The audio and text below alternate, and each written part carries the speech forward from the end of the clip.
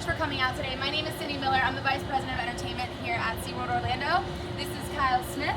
Hi, I'm one of the production managers here and specifically over the So Much More to See parade. Thanks for being here. This is extremely exciting for us. We came up with the opportunity multiple months ago where we were given an opportunity to bring a parade to a park that has never had a parade in the majority of the park before.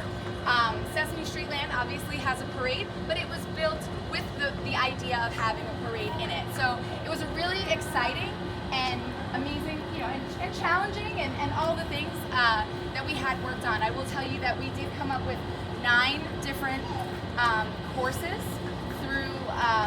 that we went through before we landed on the current one that we have here today.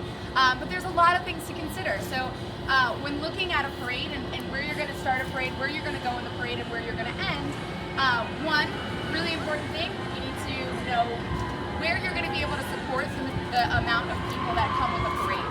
There's a lot of people involved in making sure that a parade is successful.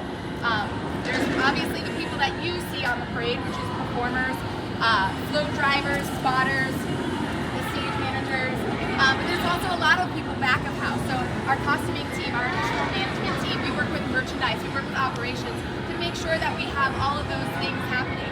This parade is going to take place obviously through the entire summer, which is going to change the consumer events that are going to be coming around. So how does the parade work with Viva? How does the parade work with Van's Brew and Barbecue? How does the parade work with getting ready for Hollow Scream and Spooktacular and all of those things that have to be considered at all of those times? So there's a lot of pre-work that goes even before the first concept of an actual parade and what the parade is going to be that has happened. With this parade, we have a brand new soundtrack that we're really proud of. We have brand new costumes, brand new floats. So we have 4 brand new floats and 3 push carts that you'll see today. And we actually, let's ask a different question. How many people have seen the parade? How many people have not seen the parade? Wow. All right, today's going to be your very first day. I love it. So that's exciting. Yeah. So we have, like I said, brand new floats, brand new push carts with this brand new soundtrack, brand new costumes that we're all really excited about. And obviously, I think one of the things that we're most excited about is Shamu, Coral, Flip. Everybody got their own opportunity to dress up for the occasion as well, which obviously is not happening in a little bit. So that was really exciting, and they look absolutely adorable. For those of you that have seen it before, I'm sure you agree, and those that'll see it today, it's really exciting. So I am now going to turn it over to Kyle. Yeah. You keep going. Perfect. Thank you, guys. I'm just going to talk a little bit for those of you that maybe have seen the parade, or if you haven't, a little bit about the parade and why it's special to us. And I think that all of you guys are here today because I know you're already a past member here, and why it's probably going to be super special for you. This parade is really ultimately like a thank you message. It's a thank you for what SeaWorld has done to the entire world in terms of rescue, in terms of rehabilitation, in terms of just helping and being good for the environment, good for each other, good for supporting each other. That's really what SeaWorld stands for and our mission statement is, and I think it's super beautiful to see it performed every single day in this type of way in a parade. It's a celebration on the street, but it's a thank you. It's a thank you to the world. It's a thank you to everything we have. So the floats are all designed it's inspired by a wave coming ashore. So all the floats, if you haven't seen it, are inspired by water. Even in the costuming, everything's inspired by water, of how there's different colors of blues and greens and aquas, and then there's a little bit of that shimmer, right? There's a lot of glitter in the parade, and who doesn't love glitter when it comes to entertainment? Which is super fun and special. Like Cindy mentioned, the soundtrack is top notch.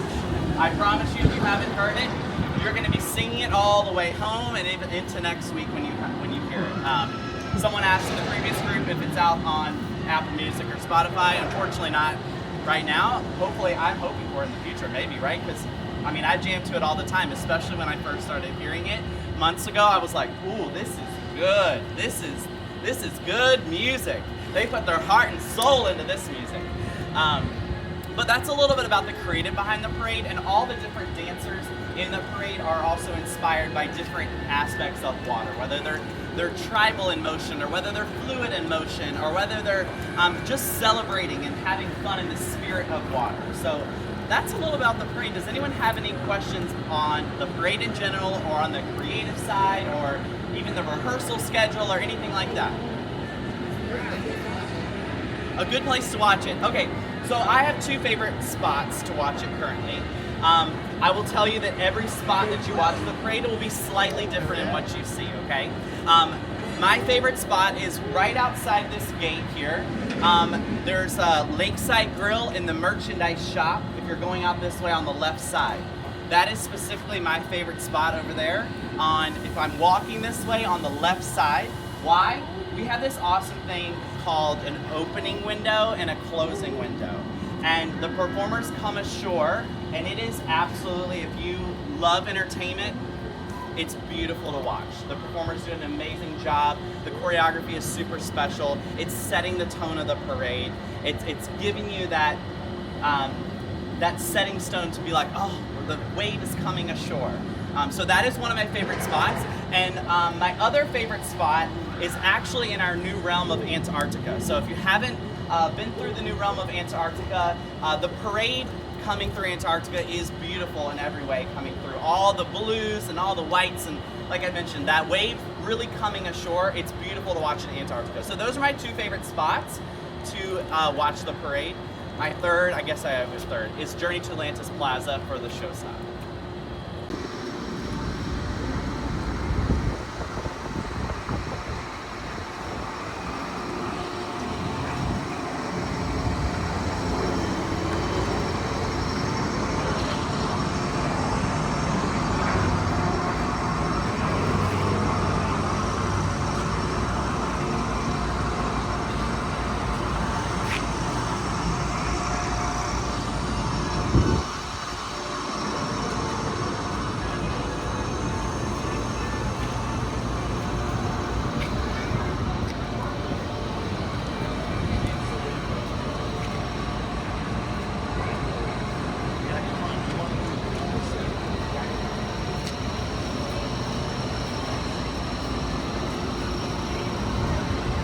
I'm Tori. I am the costuming manager here at SeaWorld Orlando, and I'm new, so this is all very exciting. This is one of the female costumes for our parade today. The Bellas, the Mother Oceans, all wear this one, so there will be several dancers in it as they go across.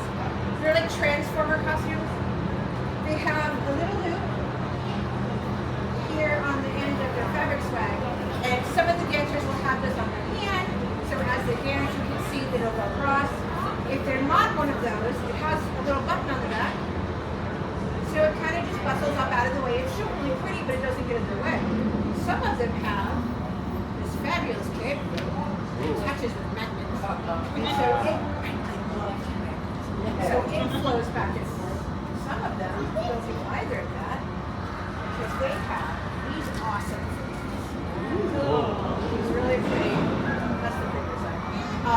These attached to their backs, like this. They've got little vests. And you'll see as they go through how he just sparkles in the sun. This whole costume is just one of the prettiest things I have ever seen.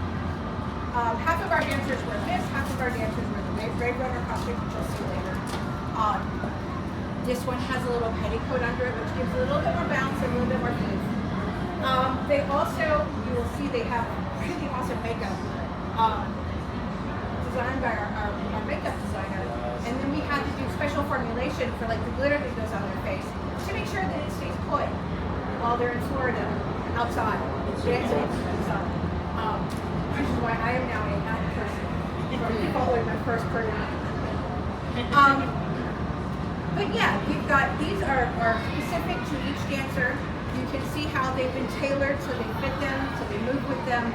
And then we have an entire costume crew who every day when the parade is over, they take the costumes that are worn, we launder them, we wash them, we dry them. Actually, they hand wash them and then they go in our drying room because they're delicate. They're made to withstand the parade and the for the requirements of being dancing and being in part of performance, but they're not supposed to like go in regular washer and dryer. Yeah, they're great. I really love these costumes. They're right now my favorite. They're really pretty, and when you see them in the sun, they look fucking neat. They're gonna bring.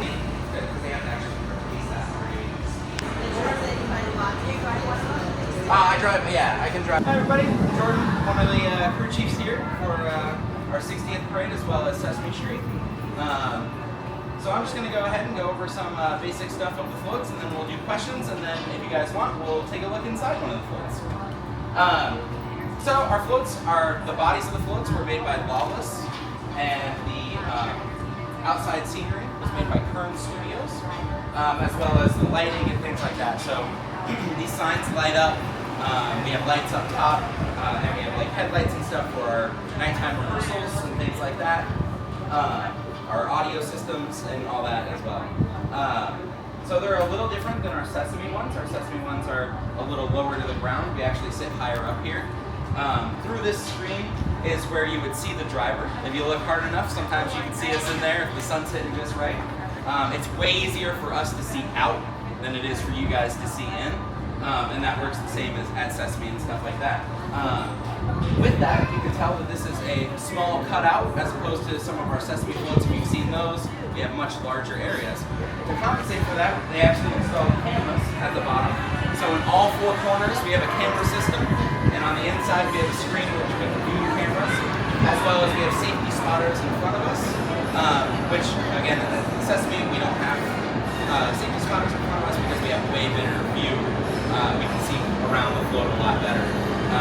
So here we just have safety spotters for the most part, just watching, making sure people don't run out in front of us, things like that. And then we have a safety spotter from our operations team on the back doing the same thing, just making sure, you know, people are staying away from the floats. And then the cameras help us with that as well, because we can see if someone's coming any closer. So that's just the basics on the floats. This is Coral's float, so it's our Coral the dolphin. We'll be riding on top of this one. Anyone have any questions about floats or anything like that before we look on the inside? Yeah. Is it air conditioned in there? It is not air conditioned in there. It is, we have a fan, and that helps a lot. It helps a lot, because it's, you know, you're kind of just in a box there, but it's, with the fan and with, honestly, the breeze in Florida most of the time, it's not too bad. Yeah. So from beginning to end, when our drivers load up to drivers getting out, it's about 45 minutes that they're in the floats. For some of them, it's a little longer just because of where the characters load on. So the characters will actually get on the float, and the driver has to be inside before that, just because of where the door is. But it's about 45 minutes in total. So what's the most difficult part about riding these floats? Honestly, it's like driving a car. Okay. So it's not too difficult. The most difficult challenge for us is actually, and you'll see on the inside, it's a little claustrophobic. It's a little smaller. So putting padding and things like that to help the drivers feel comfortable inside is really important for us. And as far as everything else goes, it's pretty safe. It's driving like a car. Everybody who drives, all of the drivers are licensed, so everybody drives a car to and from work. So it's kind of the same thing. Yeah. Cool.